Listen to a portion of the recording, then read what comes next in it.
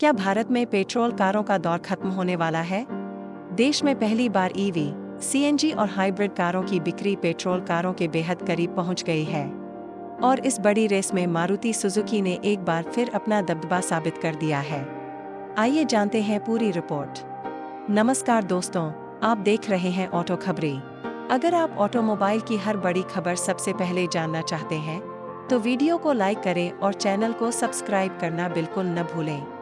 भारत में बदल रही है कार खरीदारों की पसंद। Federation of automobile dealers association यानी FADA की ताज़ा रिपोर्ट ने भारतीय ऑटो इंडस्ट्री की तस्वीर बदल कर रख दी है।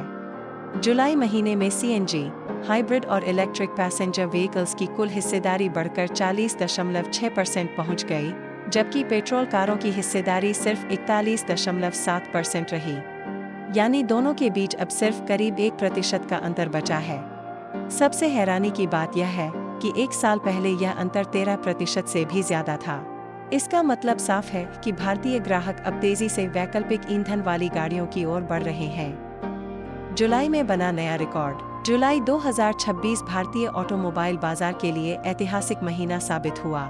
देश भर में कुल 25.9 लाख वाहनों का रिटेल रजिस्ट्रेशन हुआ, जो पिछले साल के मुकाबले 25.8% ज्यादा है। इतना ही नहीं, पहली बार सभी प्रमुख वाहन category 2 wheeler, passenger vehicle, commercial vehicle, 3 wheeler, tractor और व्हील्ड कंस्ट्रक्शन इक्विपमेंट ने जुलाई महीने में अपनी अब तक की सबसे ज्यादा बिक्री दर्ज की। पैसेंजर व्हीकल सेगमेंट में जबरदस्त उछाल। जुलाई में पैसेंजर वाहनों की बिक्री 19% बढ़कर 4.1 लाख यूनिट पहुंच गई।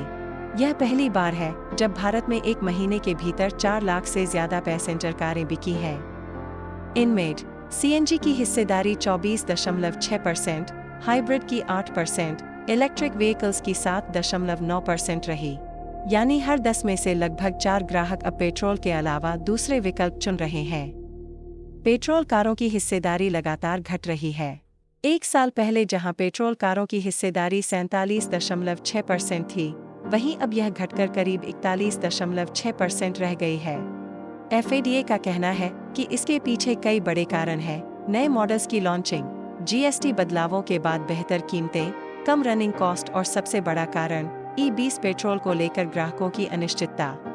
इसी वजह से कई खरीदार अब CNG, हाइब्रिड और EV की तरफ तेजी से शिफ्ट हो रहे हैं।